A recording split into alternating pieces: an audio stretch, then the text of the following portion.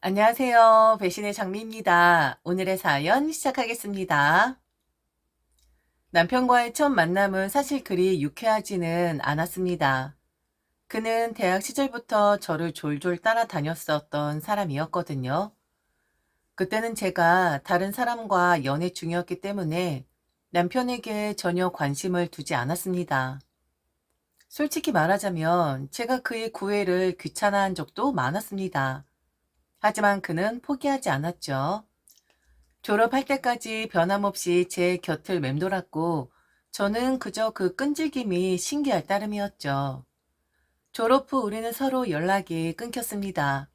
남편은 그저 대학 시절 나를 좋아하던 사람 중 하나로 기억 속에 남을 거라 생각했어요. 그런데 우연히 부모님 가게에서 다시 만난 겁니다. 남편이 회사 동료들과 회식을 하러 온 자리였는데 가게 문을 열고 들어오는 그를 보고 얼마나 놀랐는지 몰라요. 그도 저를 보고 깜짝 놀라더군요. 여기서 왜? 라는 말이 서로의 입에서 동시에 나왔죠. 그날 남편은 회사 사람들에게 자신이 저를 알고 있다고 자랑이라도 하듯 너무 반갑게 인사했습니다. 그리고 부모님께도 정중히 인사를 드리더군요. 그의 예의 바른 모습에 부모님도 기분이 좋아 보이셨어요. 그날 이후로 남편은 부모님 가게의 단골이 되었습니다.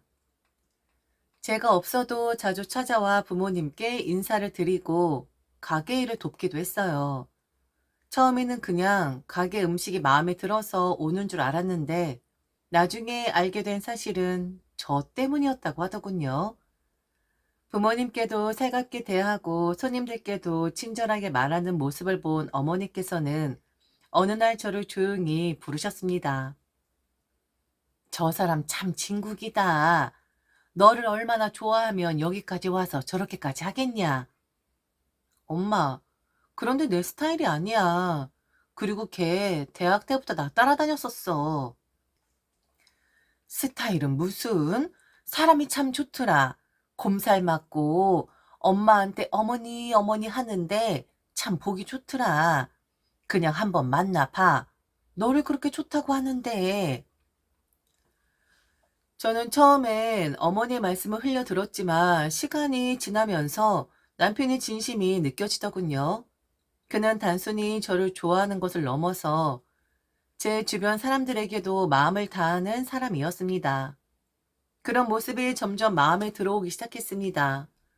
부모님은 제가 흔쾌히 받아들이지 못하는 것을 보시고는 이렇게 말씀하셨어요. 사람은 진실된 게 중요하다. 저 사람은 네가 없어도 우리를 찾아와서 이렇게 잘 대해주잖니? 그게 진짜 진심이라는 거야. 남자 다 똑같아.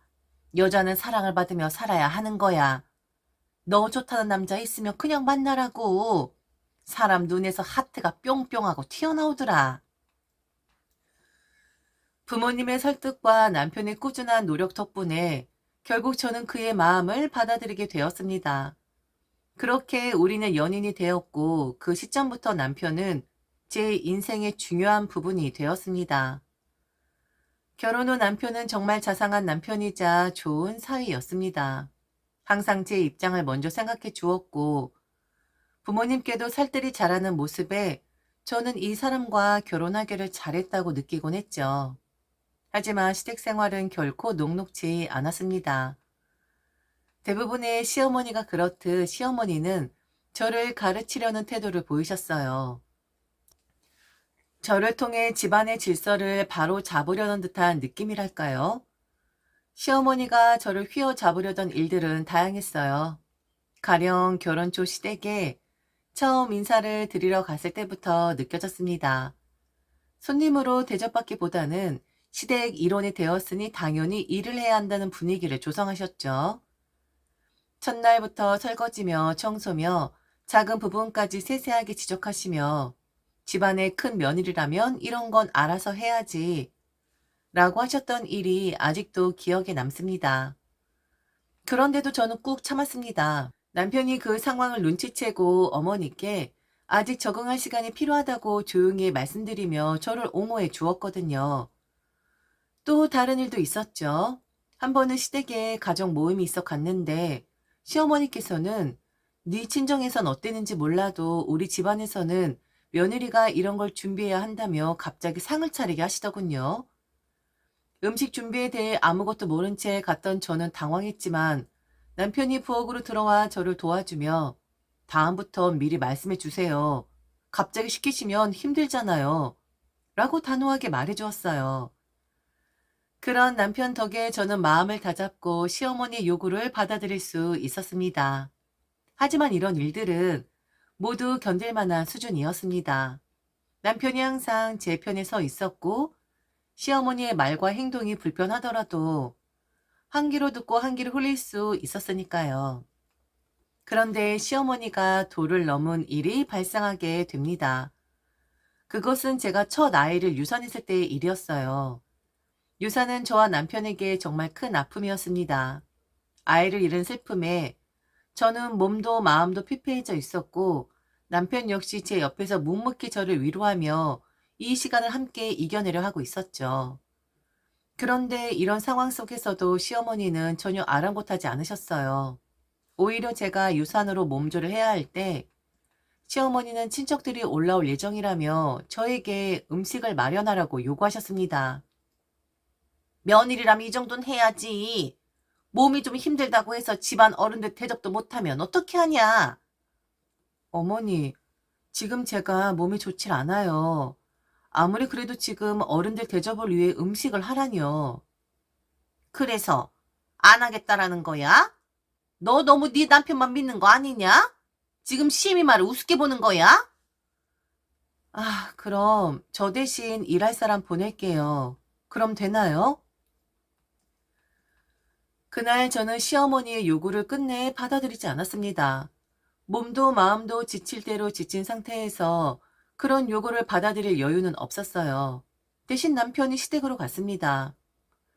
남편은 제 상황을 충분히 이해하고 있었고 제가 가지 않겠다고 한 결정을 전적으로 지지해 주었습니다.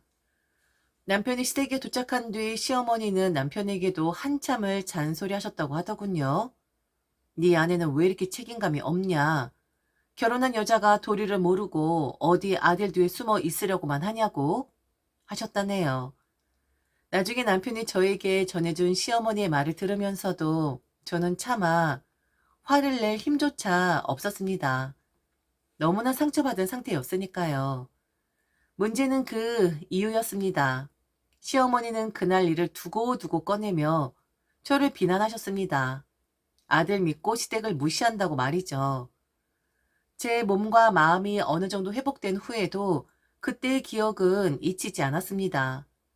제가 시댁 어른들께 실망감을 드렸나 싶어 죄책감이 들면서도 동시에 시어머니의 지나친 요구가 너무나 부당했다고 생각하지 않을 수 없었습니다. 남편도 마찬가지였죠. 그는 시어머니의 태도에 크게 실망한 뒤 시댁과의 거리를 두기로 결심했습니다. 아내가 이런 상황에서 그런 요구를 받아야 한다면 저도 어머니와의 접점을 최소화하겠습니다. 라고 시어머니께 직접 말씀드렸고 그 말대로 저희는 한동안 시댁을 찾지 않았습니다. 그 결심은 3년이나 이어졌습니다. 남편은 시어머니와의 통화를 간간히 이어갔지만 저를 직접적으로 언급하거나 저희 집을 방문하는 일은 완전히 차단했습니다. 시댁 방문이 없어진 3년 동안 저는 비로소 제 삶에 집중하며 조금씩 마음을 치유할 수 있었습니다. 그러나 그 시간 동안 시어머니는 여전히 제게 서운함을 표현하고 며느리로서의 기본 도리도 하지 않는다며 제 이름을 거론하셨다는 소식을 간간히 들었습니다. 하지만 남편이 시어머니와의 모든 갈등에서 제 편을 들어주었기에 저는 견딜 수 있었습니다. 남편의 그 굳건한 믿음과 지지가 없었다면 그 시간은 훨씬 더 고통스러웠을 겁니다. 그러다가 변화가 온 건 남편의 실직이었습니다. 오랫동안 다니던 직장에서 갑작스레 퇴사를 하게 되었거든요. 회사의 구조 조정으로 인해 어쩔 수 없는 상황이었지만 남편은 이를 받아들이기 힘들어했어요. 항상 안정적인 수입을 가지고 가장으로서의 책임감을 다했던 남편이기에 직장을 잃은 현실은 그에게 큰 충격이었죠. 처음에는 제게 의지하려는 모습이 보였어요. 힘들어도 괜찮다고. 우리 가족은 함께라면 무엇이든 극복할 수 있다고 말했지만 시간이 지나면서 남편은 점점 더 무기력해지고 결국 시어머니에게 의지를 하기 시작했습니다. 그동안 남편은 시어머니와 저 사이의 문제를 잘 중재하며 시댁과의 갈등을 최소화하려 노력했었는데 이제는 모든 것이 달라졌습니다. 시어머니는 남편의 어려움을 빌미로 다시 저를 향한 불만을 터뜨리기 시작했어요. 너는 지금 뭐 하는 거니? 우리 아들이 이렇게 힘들어하는데 너는 대체 뭐 하는 거냐고? 라며 연락이 끊이지 않았습니다. 직장 나가서 돈 좀 벌어야지. 우리 아들의 직장을 잃었으면 너라도 나가서 돈을 벌어야 할 것 아니냐? 지금 애 있다고 못 나간다 하는 거야? 그럼 내가 봐줄게. 내가 봐줄 테니 일하러 나가라고. 왜 우리 아들만 죽으라고 네 먹여 살려야 하는 건데? 맞습니다. 저는 유산하고 반년이 지난 뒤 임신을 해서 아이를 낳은 상태였었거든요. 그 아이 핑계 대면서 지금 일 안 하는 것이냐고 막 뭐라 하는데 참 그렇더라고요. 아니 그럼 아직 엄마의 손이 필요한데 그리고 참 이게 말이 안 되는 게 친정에서 저희에게 이것저것 지원을 좀 많이 해주시고 계셨습니다. 남편이 직장을 잃자마자 그렇게 해주셨기에 죄송한 마음은 있었지만 생활에는 전혀 불편함이 없었어요. 남편은 이전에는 저를 보호해주고 시어머니 말에 흔들리지 않는 든든한 사람이었어요. 하지만 실직 이후 마음이 약해진 그는 시어머니 편에 서기 시작했습니다. 저는 남편의 상황이 안쓰럽기도 했지만 자신의 엄마 편을 드는 이런 태도는 정말 어이가 없었어요.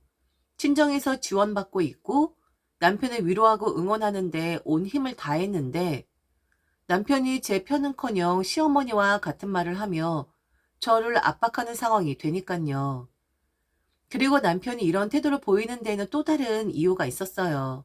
바로 우리 부모님 가게 때문이었죠. 저희 부모님께서 은퇴를 결심하시고 가게를 제 남동생에게 맡기기로 한 것이 남편에게는 큰 상처가 되었던 모양입니다. 남편은 내가 실직한 걸 알면서도 왜 나한테는 가게를 맡길 생각을 안 하시는 건데? 나를 이렇게 무시해도 되는 거냐? 라며 서운함을 표출했습니다. 남편은 자신의 상황 때문에 더 민감해졌고 이 모든 것이 쌓이면서 우리 사이는 걷잡을 수 없이 틀어지게 되었습니다. 제가 남편을 이해하려 노력했지만 점점 서로의 의견이 맞지 않고 감정의 골이 깊어져 갔어요. 결국 시어머니와 남편이 한편이 되어 저를 비난하는 상황이 지속되면서 저도 마음속에 큰 벽이 생기기 시작했습니다. 남편이 직장을 잃고 집에 머무는 시간이 많아지면서 아이가 어렸지만 저는 가족을 위해 경제적으로 다시 일어설 수 있는 방안을 찾기 시작했습니다. 다행히 지인의 도움으로 직장을 구할 수 있었고 친정 부모님께 아이를 맡기며 일을 시작했죠. 남편에게는 당분간은 내가 벌 테니 마음 편히 좀 쉬어 라며 응원의 말을 건넸습니다.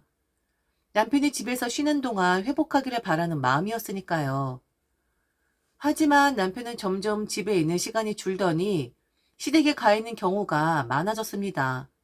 그 모습을 보며 비록 내가 최선을 다해 남편을 이해하려고 했지만 남편은 결국 시댁을 더 의지하고 있다는 사실을 뼈저리게 느꼈습니다.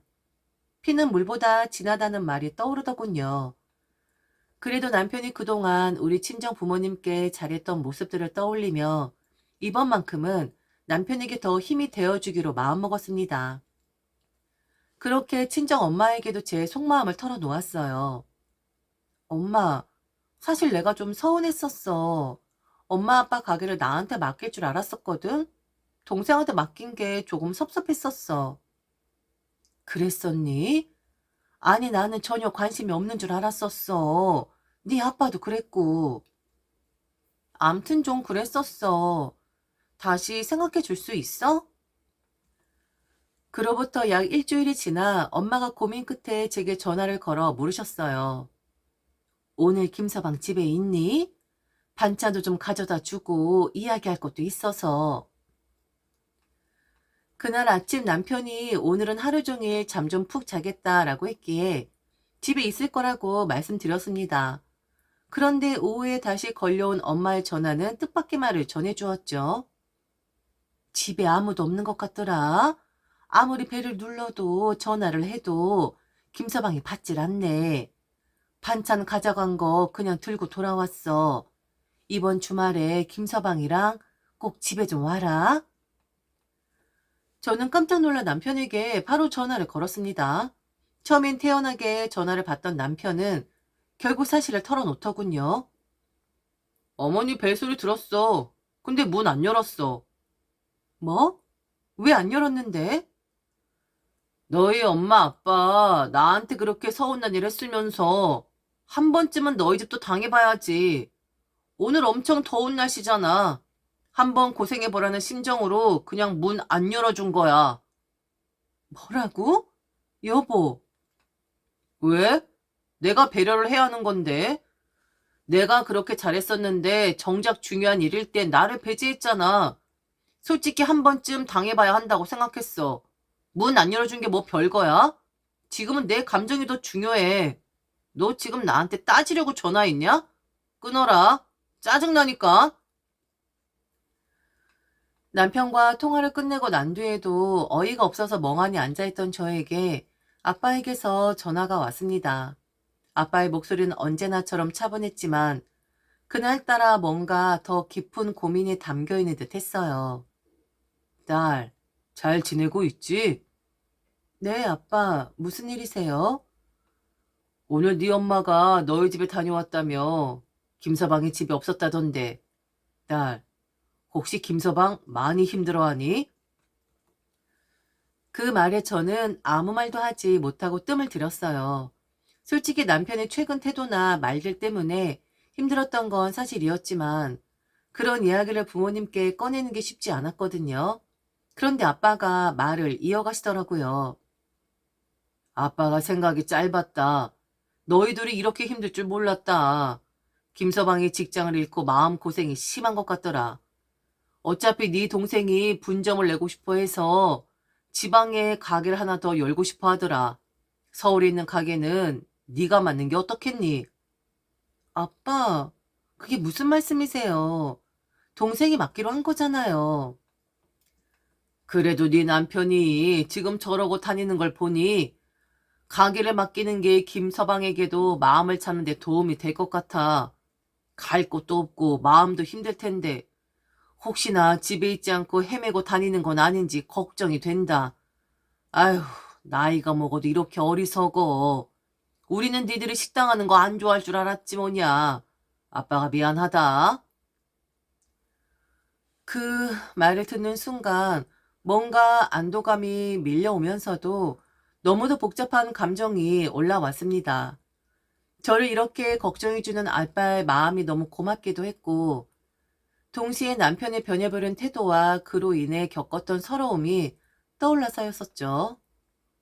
딸, 아빠는 너희들이 잘 지내길 바란다. 가게 맡아서 열심히 한번 살아봐. 엄마도 오늘 김서방 보려고 반찬까지 싸갔다는데 그 마음 알잖니? 그 정도로 걱정이 크다더라. 아빠의 말을 들으며 저도 모르게 눈물이 주르륵 흘렀습니다. 요즘 상황이 너무 힘들었지만 이렇게 부모님께서는 저희를 걱정해주고 다시 일어설 수 있도록 손을 내밀어 주시구나 싶었어요. 전화기를 내려놓고 나니 남편과의 통화에서 느꼈던 모든 감정이 다시 복받쳐 올랐습니다. 아빠의 전화를 받고 나서 화가 머리끝까지 치밀었어요. 엄마가 더운 날씨에 반찬을 들고 집에 찾아갔는데도 문을 열어주지 않았다는 남편의 뻔뻔함과 그걸 정당화하려고 변명하는 모습이 너무 어이가 없었죠. 퇴근을 하고 집에 간 저는 그날 남편과 크게 싸웠고 그는 결국 집을 나가버렸어요. 어디로 갔을지 뻔했죠. 1시간도 채 지나지 않아 시어머니에게 전화가 왔습니다. 전화를 받자마자 들려오는 시어머니의 목소리는 단호했어요. 며느라, 네 남편한테 가게 하나 차려줘야겠다. 네 부모님 가게 잘 되는 거 우리도 다 알고 있잖니? 그러니 분점 하나 내줘라. 내가 공짜로 달라는 것도 아니고 우리 집 팔아서 차려줄 생각이야. 그러니까 네 부모님께 잘 말해라.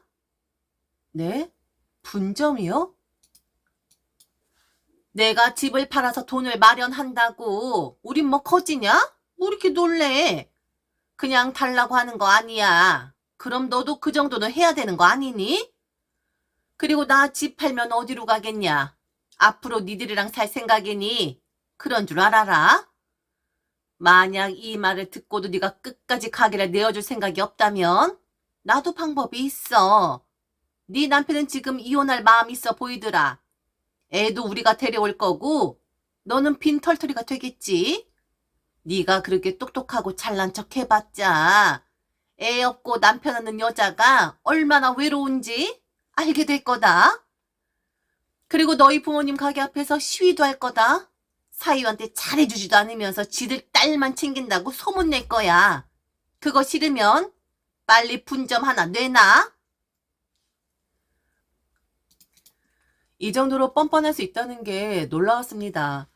그동안 시어머니가 문제였던 건 알았지만 이 정도로 비상식적인 사람일 줄은 몰랐거든요.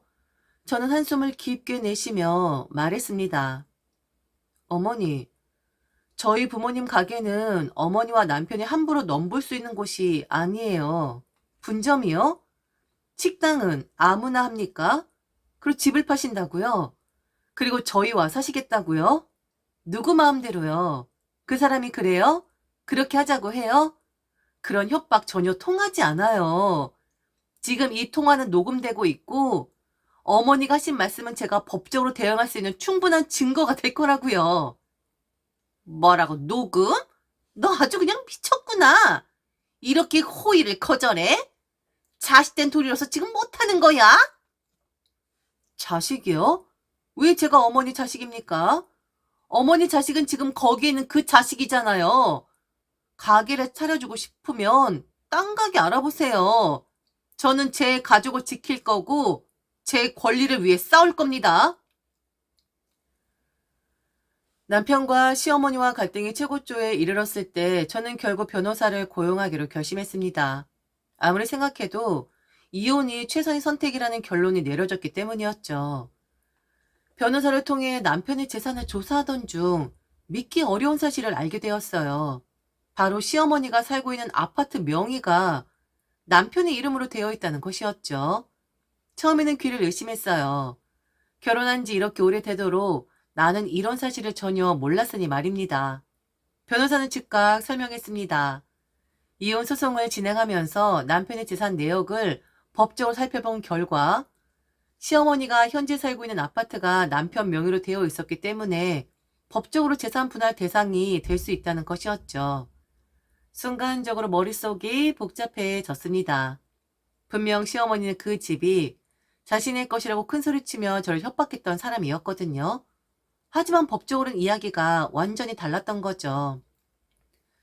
시어머니가 아파트를 남편 명의로 돌려놓은 이유도 단순했어요. 그저 세금 문제를 피하기 위해서였던 거예요. 하지만 그 선택이 지금에 와서는 가장 큰 약점으로 작용하게 된 것이죠. 이 사실이 시어머니에게 전달되자 그녀는 완전히 태도가 달라졌습니다. 어느 날 갑자기 전화를 걸어와 저를 붙잡으려 애쓰더군요. 며느라, 제발 그 집만큼은 가져가지 말아줘. 나중에 애들 위해서라도 남겨둬야지 않겠니? 너도 알잖아. 내가 그 집 마련하려고 얼마나 고생했는지. 그건 제가 결정할 일이 아니에요. 법적으로 모든 걸 처리할 겁니다. 그동안의 행동과 말씀들에 대해 생각해 보세요. 제가 왜 이런 선택을 하게 됐는지. 그래도 그 집만큼은 안 된다. 그건 마지막 남은 내 자존심이야. 하지만 이미 저는 마음을 굳혔습니다. 법정에서의 통렬한 발언, 법정에서 저는 모든 사실을 담담히 이야기했습니다. 결혼 이후 저는 일을 관두고 남편과 함께 가정을 꾸렸습니다. 생활비는 대부분 제 친정에서 지원받아 왔고 남편이 타고 다니는 차 역시 제 부모님이 사주신 것이었습니다. 그런데도 시어머니는 저를 협박하고 이혼을 종용했으며 도를 넘은 언행을 일삼아 왔습니다. 그들이 원하는 대로 저는 이혼을 진행합니다. 하지만 누가 더 도를 넘었는지 법은 분명히 판단하겠죠? 시어머니께서 말씀하신 대로 방귀 낀 놈이 성낸다는 말이 정확히 어울리는 상황이죠. 제 발언이 끝난 뒤 법정은 고요해졌고 남편과 시어머니는 얼굴이 창백해졌습니다. 결국 저는 아이의 양육권과 친권을 모두 얻었고 남편과 시어머니로부터 위자료까지 받아냈습니다. 특히 시어머니 아파트는 재산 분할 대상이 되었고 그녀는 그 집을 팔아야만 했습니다. 어쩔 수 없이 시어머니는 아파트를 매각해 위자료를 지불했으며 결국 빈털터리 상태로 작은 전셋집으로 이사할 수밖에 없었죠. 법정에서 나올 때 남편이 마지막으로 묻더군요. 정말 부모님 가게를 우리한테 넘기려고 했던 거야? 그래, 우리 엄마가 그 더운 날 너를 만나러 찾아갔던 날 그 말을 하려고 찾아가셨던 거야. 그런데 네가 발로 걷어찬 거지. 멍청한 너의 선택이었지? 이제 너도 네 엄마랑 잘 살아봐. 피는 물보다 진하니까. 그리고 면접 교사권 약속은 꼭 지켜. 적어도 책임감 있는 아빠는 돼야지. 그리고 그 자리를 떠났습니다. 지금 저는 친정 부모님과 함께 살며 새 직장을 다니고 있습니다. 아이는 밝고 건강하게 자라고 있고 아빠와의 관계도 나쁘지 않습니다. 하지만 전 남편이 다시 합치고 싶다는 말을 흘릴 때마다 저는 완전히 무시합니다. 그때마다 생각하죠. 타이밍이 아주 중요하다는 걸. 만일 그날 친정 엄마를 남편이 만났다면 그리고 갑자기 시어머니를 찾아가지 않았다면 우리는 지금 달라졌을 수도 있겠죠. 그런데 후회는 없습니다. 후회는 남편이란 놈을 받아준 것 그거 하나만으로 충분하니까요. 지금까지 들어줘서 진심으로 감사합니다. 이상 배신의 장미였습니다.